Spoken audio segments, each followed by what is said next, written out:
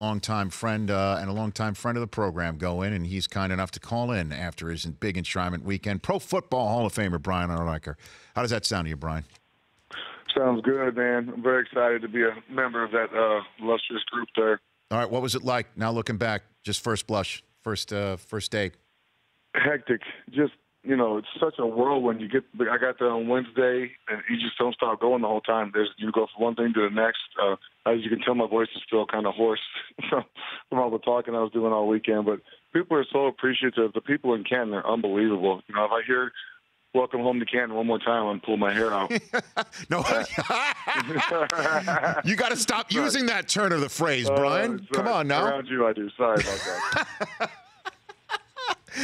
Yeah, because you do shake everybody's hand. I mean, you meet the entire town, pretty much. You really do. They embrace the Hall of Fame. It's really cool to see. And they mean it when they say that to you. Welcome home. They mean it. They don't just say it to say it.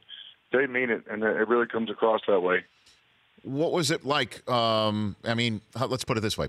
LaDainian Tomlinson said his aha moment. He said every Hall of Famer has an aha moment where they realize that this is different. He said his is when Jim Brown sat next to him at the State of the Hall speech last year. What was yours? Did you have one this weekend? So mine was probably at the luncheon on Friday.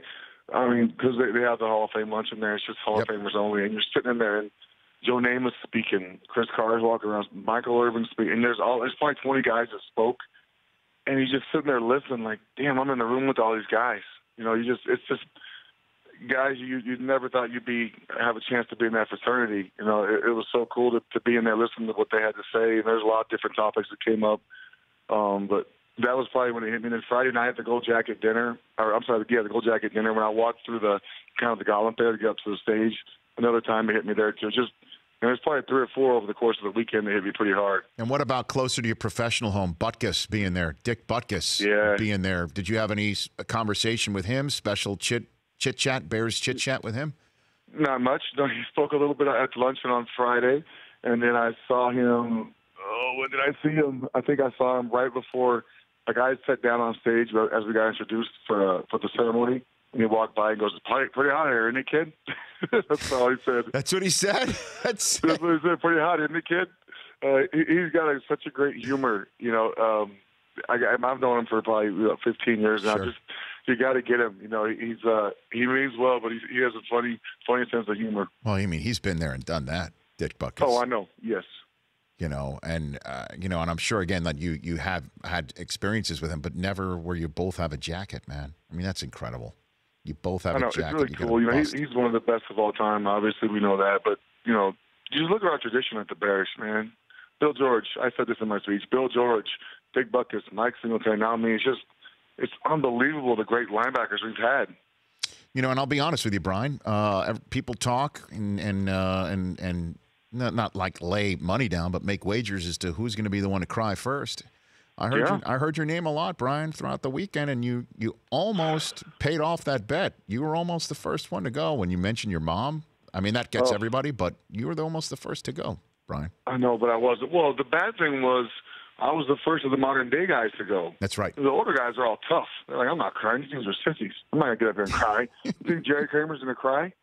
Robert Brazil? They're not going to cry. But, man, it's hard because, there's people, obviously my mom and my kids, I'm looking right at them. And the thing that saved me, thank goodness, and my wife especially, too, is the prompter was next to them. So I was looking at the prompter and not at them. Because if I'm seeing them, I'm losing it for sure. I'm definitely going to cry. So I was able to not look right at them when I spoke to them. Brian Urlacher here on the Rich Eisen Show. And I don't know if you saw today, part of the conversation is that the Hall may require future eligible players when they're named as a semifinalist to declare that they're going to show up to Canton. Otherwise, they're not going to be allowed in. If that's true, would you agree with something like that, Brian? This whole thing is such a big debate because the Hall of Fame has nothing to do with who gets in anyway, right? It's all about who votes. The media votes. So now you're going to take it out of once the media votes you in, you're pretty much in because, everyone always debates on why they should be able to vote for us to be in. And then if you don't get in, you blame them. If you get in, you thank them, whatever. But why should the Hall be able to keep you out now if they voted you in? You know, it's always been that way. That when they vote you in and you get 80% of the votes, you're in. Well, I guess the point of this is that they wouldn't even let you be voted on. Again, this is it's not official. This is not official. This is just rumor. I've yet to be able to get. You can still say you're going to go and then not go. You know, That's true. There's no clear way to solve that problem, in my opinion. You know, there's a little bit of debate over that at the luncheon on Friday as well. It's a tough situation, but some people are going to do what they think is right. How spirited was that debate? I don't want to put you in a position where you're telling tales out of school, but there was some tense moments there for a minute. Very interesting conversation, though. I was glued to everyone who was talking. I'll tell you that much. It was nice to hear both sides.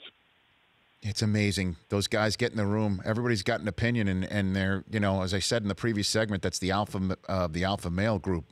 All you guys. But you know what's crazy about that room is most of the egos, they leave those at the door when they walk in there. You know, there's not a lot of I don't feel like there's people trying to outdo somebody else in there. It's just people speak about, from what I said, people talk about how they feel. They speak how they feel, and there's no grudges. There's no ill feelings towards anyone. People say what they think, and you move on. That's all there is to it. Well, I mean, because you're all equals. You're all equals. We are equals. And that's what they reiterated in there as well. Is we're all the same now. We're all in the same class. There's no one's better than anybody else. We're all at the same level. And that's what I think is cool about the Hall of Fame. Whether you're a first ballot, fifth ballot, 20th ballot, doesn't matter. You're in the Hall of Fame. It doesn't matter when you go in. Brian Urlacher here. A couple more minutes. So let's talk about the elephant in the room, Brian. Certainly when it's with you and me. You know, last time that we had a conversation, you gave me a heads up, and literally, figuratively, that your choice of bust would be the bald Brian Urlacher. And the bald and beautiful, yeah. The bald and beautiful Brian Urlacher. Yeah. Yep. You went ahead and did that, so your immortality is enshrined. Bald. Yeah. Yes. Are you fine with that? You good with that? I'm great with that. I played my whole career bald, man. It looked. You know, I've said this before, Rich. I got a good bald-shaped head. So my dude Ben, who did the bust, did a good job. I feel like it looks pretty much just like me. Yes. And I think he did a good job. Well, my head's hard to recreate, but he did a good job. Well, I don't mean to correct you. It looks like you used to be. Used to be, Brian. Yes. You exactly. were bald. But not anymore. Nope. I feel good about that. I got to tell you, I know you do, and I got to tell you, we go back and forth about this. I saw it for the first time. I saw it for, I saw it for the first time. I'm very impressed. Very impressed. Well, I'm used to it now, so it's just that's what. Now when I see a picture of me bald, I'm like, ew. Okay. So I'm just used to it. And then it's a tradition unlike any other in our conversations, Brian. So I'll bring this up too. Okay. In the players that you mentioned, you did snub. Unbelievable, man. Every time. You did snub them. You didn't mention. You didn't mention. Well, I snubbed. All right, Rich. I snubbed tons of players. I was trying to be respectful of everyone else's time during my speech because I was the first one to go with the modern guys. So there are some teammates and coaches and friends that got left out. I regretted that when I was done, but I felt like it was the right thing to do for me to be respectful of the guys behind me, their time to just make mine, the length of speech that we were asked to make it. I understand, but I was a little disappointed there was no mention of Jay Cutler, Brian Urlacher, in your speech. I only played with Jay for like 3 or 4 years, so I was just making sure I got the guys I played with for a long time in there, and the guys who had some big impact on my career. Well, just like the top of your head, that's a good cover story, Brian. It's a very good cover story. Thanks, Rich. Appreciate it. Hey, it was great seeing your beautiful wife, your beautiful family. Just your speech was beautiful. The whole damn weekend was beautiful, and just I couldn't be happier for you, Brian. I appreciate it, man. It was a whirlwind, but it was fun. So we went to bed at 5:30 in the morning. So my party was Thursday night. My kids stayed the whole time, the whole party.